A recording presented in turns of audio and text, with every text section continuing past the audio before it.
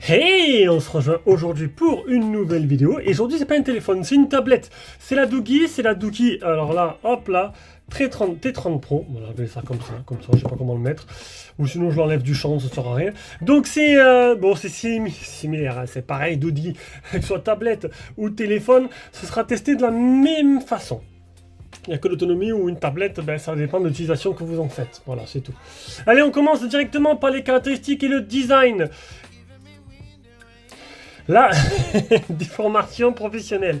Oh, le truc, je l'ai enclenché direct. Vous avez vu, c'est tellement fluide. Non, on va parler de la tablette. Donc, c'est la Doogee T30 Pro. Ça m'a été envoyé par Doogee. Hop, j'ai pas des droits là. On va recevoir les deux autres tablettes de chez Doogee. Les tablettes, ça avait un peu perdu un peu de notoriété et c'est revenu en force hein, depuis peu. Moi-même, j'ai deux tablettes. Deux tablettes, une pour moi, une pour ma fille. Il m'en faudra peut-être une troisième. Hein. Donc du coup, voilà. Donc c'est la, voilà, je vous l'ai dit. Donc je vous mettrai un lien d'achat Amazon directement dans la description. Elle a 299 avec un coupon de 30%, de 30 € qui tombe à 270. Avec, ils m'ont envoyé. Alors ça, c'est pas vendu avec, c'est vendu séparément. À part si vous avez sur le site de Doogee Mal, vous pouvez acheter un lot. Donc j'ai avec la tablette, pour ça je vais conduire la boîte, je vais le montrer. Donc, le petit chariot, je vais dire, petit stylet capacitif sur batterie. Voilà, hop, on va mettre ça. Ils m'ont aussi envoyé le petit clavier. On va découvrir ensemble. Alors, j'ai fait un déballage, mais j'étais pas très convaincu du déballage. Voilà. Donc, le petit clavier qui est fourni avec. Voilà, hop là. Alors, j'ai pas trop de recul là, on va mettre ça là. Donc, c'est le petit clavier qui est fourni avec. Donc, on va le mettre là. Tu mets la tablette ici. Le truc, c'est que c'est un clavier QWERTY. Voilà, c'est pas AZERTY. Ça aurait été AZERTY, ça aurait été un peu mieux, un peu plus simple pour nous. Bon, bien sûr, après, il y a toujours moyen de, comme je fais avec mon PC Mi, de mettre des autocollants et tout, et de faire un mini PC avec, plutôt sympathique. Dans le contenu, dans la boîte, on a quoi? Donc moi, bon, je suis pas trop fan de ces pochettes à rabat comme ça. D'accord? Hop là. Tu prends la tablette, tu la mets dedans. Alors, c'est sûr qu'elle est bien protégée. Ça te permet après, hop là, bon, ça c'est l'Antutu. Donc, ça te permet après de pouvoir la mettre dans plusieurs positions. Après, bon, je suis pas fan. Parce qu'à l'utilisation, moi je préfère une coque classique. Bon, après, chacun, elle est fournie avec. Donc, pourquoi pas l'utiliser? C'est plutôt sympa. Et vu que ben, j'ai pas de déballage, hein, parce que du coup, hop là, désolé, je remets la caméra, elle veut pas, elle tire à gauche. Vu que j'ai pas fait de déballage, ou une tablette, le déballage c'est peut-être pas très intéressant. Voilà, ils m'ont fourni dedans, fourni dans la boîte. Donc tu as le stylet, hop, le stylo si tu veux utiliser. Hop, avec deux côtés. Tu as le chargeur, un chargeur 27 watts, type C. Avec le câble de chargement type C. Voilà. Donc une boîte plutôt complète. Moi je voulais packager un peu plus, hein, histoire de vous montrer un peu ce qui était fourni avec. Et voilà. Donc comme là, maintenant, on peut lancer les caractéristiques et le design. Alors, bah, du coup, je vais la présenter avec le support, ce sera plus simple. 257 de long sur 168,7 de haut, sur 7,6 mm d'épaisseur. Finalement, non. Parce qu'il faut que je la montre quand même. Parce qu'elle est jolie cette tablette. Donc 7,6 mm d'épaisseur, ce qui est assez fin. En dessous, on peut voir le port. Alors le port qui se connecte au clavier. Sur le côté gauche, on aura le tiroir SIM ici. Avec, du coup, on va l'ouvrir hein, pour voir combien de SIM on peut mettre plus une carte SD normalement. Vu que je prépare pas très bien mes vidéos, j'avais encore oublié le trombone. Hop là. Alors, on peut voir quoi? Pas de master combo, donc la possibilité de mettre deux nano SIM ou une carte SD nano SIM. Donc comme un téléphone, oui, ben oui, tu peux mettre des cartes SIM, donc tu pourras avoir internet, passer des appels avec. C'est un gros téléphone en gros. Et au niveau des bandes, ben, il est full 4G, donc ça c'est plutôt pas mal. Bon, il sera pas 5G, voilà, pas encore de tablette 5G pour l'instant que j'ai reçu. Donc là, seulement 4G. On continue la présentation, donc le port jack qui est présent, ça c'est plutôt pas mal de pouvoir brancher un casque dessus. Les doubles parleurs de ce côté, plus double parleur de l'autre, on écoutera à la fin. Donc 4 haut-parleurs stéréo. Sur la tranche en haut, on a le bouton power et le bouton plus moins. Et à l'arrière, on a alors une coque en deux parties. Voilà, une partie lisse et une partie un peu feutrée. Feutré, j'ai sorti ça. Vous savez que c'est improvisé quand même. Hein. J'ai pas de prompteur, j'ai pas d'anti-sèche. Tout est improvisé. Ouais, c'est le talent. Un peu feutré, voilà. Et là, bon, ben voilà, là c'est tout lisse, c'est du métal. Et on aura l'objectif photo, donc un simple objectif photo, donc même s'il y en a deux. Donc moi j'en ai qu'un simple, alors ils disent de 20 mégapixels Sony, voilà, avec le flash LED. Ça c'est sûrement pour faire beau parce que sur Kimovid n'en présentait qu'un. Je vais quand même aller vérifier de suite. Et là on a à l'avant un appareil photo frontal de 8 mégapixels pour le selfie, avec une reconnaissance faciale. Alors il n'y a pas de capteur d'empreinte, mais il y a reconnaissance faciale. Voilà, ça marche plutôt long. Bon, après là, je suis derrière la caméra et tout, donc bon, c'était pas en condition optimum. Alors, heureusement que j'ai vérifié, parce qu'en fait, en plus du 20 mégapixels, tu as un deuxième de 2 mégapixels. De toute façon, la partie photo, on la traitera juste après. Voilà. Donc, on continue. Donc, un écran. Alors, je vais mettre la musique à fond, ce sera peut-être beaucoup mieux. Voilà, histoire de vous montrer la qualité de l'écran. Donc, 350 nits. Bon, pour une tablette, c'est bien. Voilà, c'est pas comme un téléphone, c'est pas pareil. Donc, 350 nits, protégé par un film dessus. C'est un écran de 11 pouces de type IPS, définition 2,5K, 2560 x 1600. Donc, pas du Full HD, encore au-dessus. Et en plus, elle est certifiée L1. Vous le verrez tout à l'heure. Donc du coup, toutes les applications de streaming, enfin, ça marche que pour Netflix. Enfin, il n'y a que Netflix qui contrarie ça. Hein. Les autres, Amazon, Disney, certifié L1 ou pas, tu as de l'HD, tu as de 2K et voilà, c'est pareil, ça marche très bien. Un écran qui montre à 90 Hz. Et encore mieux, il reste constamment à 90 Hz. J'ai pas trouvé l'option pour passer de 60 à 90. Voilà, c'est 90. Normalement, dans l'affichage, tu as. Là, il n'y a pas. Tu peux pas choisir. Voilà, donc un écran qui a 90 Hz d'origine.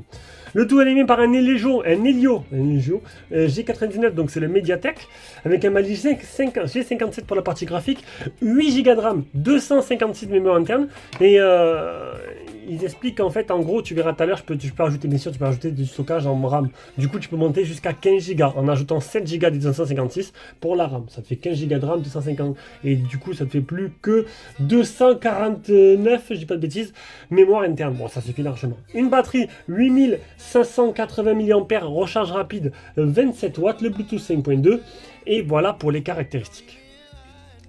Allez, on passe à l'écran. Je vous l'ai dit, un écran 11 pouces de type IPS qui est un peu sujette au reflet, comme pour là. La luminosité est au max, donc 350 nits. Ça va pas être extraordinaire, hein, voilà, bien sûr. Là, en plein soleil, tu risques d'avoir un peu de difficulté, peut-être. Bon, voilà. Après, à toi de voir si tu vas utiliser cette tablette à la plage. Bon, sinon, l'écran, c'est un 10 touches. Et un écran qui est plutôt très intéressant à utiliser, voilà, qui réagit très bien, qui a été agréable dans mes sessions de jeu, et là-dessus, il n'y a pas eu de souci. Voilà. Sinon, l'écran, à part ça, oui, 90 Hz que tu ne peux pas modifier en 60, et 2,5K que tu ne peux pas baisser en Full HD. Alors, dommage, j'aurais aimé, hein, pour préserver peut-être l'autonomie de la tablette, pouvoir passer du 60 au 90, et du Full HD au, même du 720p au Full HD au 2K. Non, là, non, tu ne peux pas, et pour te le montrer directement, histoire de vous montrer un peu les menus, voilà, et la navigation. Quand tu vas dans l'écran, donc du coup, tu as luminosité adaptative, écran de verrouillage, mise en veille de l'écran, thème sombre, taille d'affichage et texte. Donc ça, c'est pas la taille d'affichage, le nombre de pixels, enfin le nombre de la résolution, quoi. Les couleurs, tu peux remodifier les couleurs et c'est tout. C'est dommage. C'est dommage qu'on ne peut pas jouer sur la résolution et pouvoir du coup gagner en autonomie. Pareil sur la fréquence d'image. On arrive à la partie logicielle, donc c'est Google Stock. Voilà, tout simplement Google Stock. J'ai eu une mise à jour. Salut Sprinogène. J'ai eu une mise à jour directement quand je l'ai utilisée. Et elle marche très bien. Franchement, niveau optimisation, elle est très au point. Et ça tourne très bien, comme une horloge. Il n'y a pas de ralentissement et tout marche très bien. Voilà, que dire de plus? Mis à part qu'elle répondra à vos exigences. Et là, c'est tout ce qu'on demande. Hein. Du coup, on va passer aux captures d'écran. Alors, la capture d'écran, ça va être rapide, ça va être les benches. Parce que niveau option, c'est très léger. Désolé, ça tangue un peu, j'ai un peu trop... Alors, le problème, c'est que j'ai un trépied, enfin, j'ai une sorte de bras articulé qui est mis sur un bureau, du coup, ces fois, ça a tendance à bouger. Donc, le Antutu 372 858, suffisant pour jouer, on va dire, c'est pas du haut de gamme, hein. On est sur un produit quand même à 270 €, je le rappelle. 10 touches pour l'écran, je l'ai dit tout à l'heure, le premier Geekbench, le deuxième Geekbench, le SafetyNet, il est passé, le PC Mark. Le GPS, oui, vous pouvez l'utiliser comme GPS. Elle a une puce GPS intégrée, 2 mètres de marge, 22 satellites fixés sur 32. Le One, alors le L1, DRM-Info L1, elle est certifiée L1, donc ça veut dire que tu auras bien la HD, même la 2K sur les applications de streaming si tu as l'abonnement qui va. Bon, ça c'est que pour Netflix. Pour la partie jeu, donc tu peux mettre qualité des graphismes en moyen et fréquence d'image en moyen sur Call of Duty. Alors Call of Duty c'est très agréable, mais c'est sûr que ce format d'écran te permet pas de faire tout en même temps. Bon bah peut-être brancher une manette dessus, même si c'est un peu de la triche. Couleur, alors couleur naturelle rehaussée, mode saturé, adaptatif. Moi j'ai mis rehaussé. Voilà, le naturel, mais rehaussé ça te permet d'accentuer les couleurs. C'est peut-être pas naturel, mais j'aime bien. L'extension de mémoire, je vous l'ai dit, jusqu'à 7 Go qui te permet d'avoir jusqu'à 15 Go max. La navigation système ou par bouton ou par geste. Moi j'ai mis par geste. Et ben, c'est tout. C'est tout ce qu'il y a. On passe à la partie photo. Alors on passe à l'application photo. Donc déjà tu peux te rendre compte que l'application photo ne marche pas en mode paysage. Voilà, donc ça c'est un peu dommage. Tu dois le mettre en mode portrait. Donc tu as quoi? Tu as mode document, mode vidéo. Vidéo, et là qu'est-ce que tu vois? Le macro, c'est le fameux 2 mégapixels. Voilà, donc on verra juste après le résultat en macro. Le mode image, alors mode vidéo, tu peux filmer jusqu'en 2K. Le mode image, mode portrait, mode face beauty, pas de mode nuit. Ils ont fait l'essentiel. Alors est-ce que la partie photo est bonne ou pas? On va le voir de suite, parce que je vais mettre toutes les photos directement dans la vidéo. Et en même temps, vous aurez toutes les photos en taille réelle sur un lien Google Drive que je mettrai dans la description de cette vidéo. Voilà.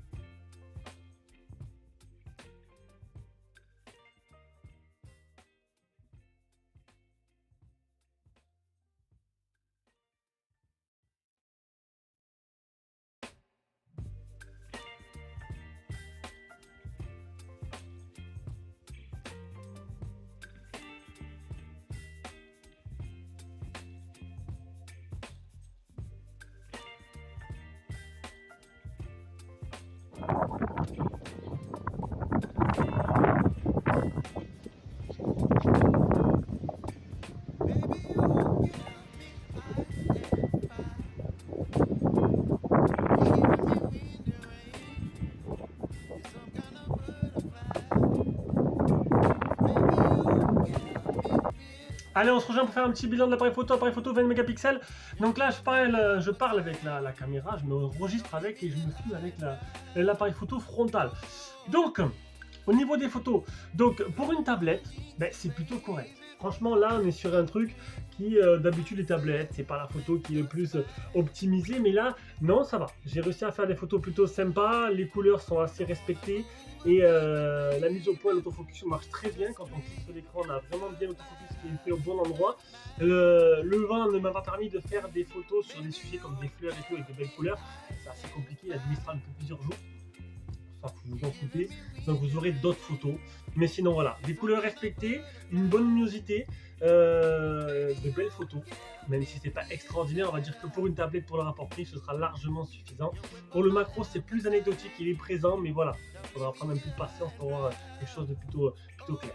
Sinon voilà, pas déçu de l'appareil photo, ça va dans le tarif et dans l'ensemble de la tablette qui est plutôt sympa. Et voilà, on me voit, ben, merci les reflets. Donc dernière partie de ce test avec l'audio. On va écouter les 4 haut-parleurs stéréo et on va voir un peu ce que ça délivre.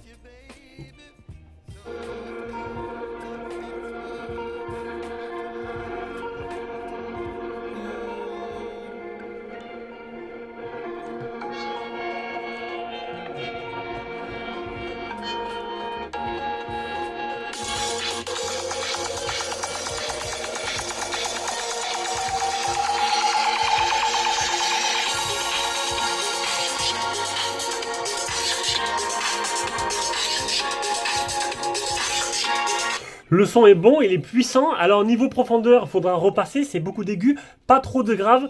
On est loin du son que je peux avoir sur ma Huawei, mais bon, on n'est pas sur du même calibre non plus et sur la même marque. Bon voilà, mais ça sera largement suffisant pour vous faire vos petites sessions cinéma assez tranquillement chez vous. On va enlever ça parce que j'en ai marre de voir mon reflet. Et on va faire de suite la conclusion de ce test.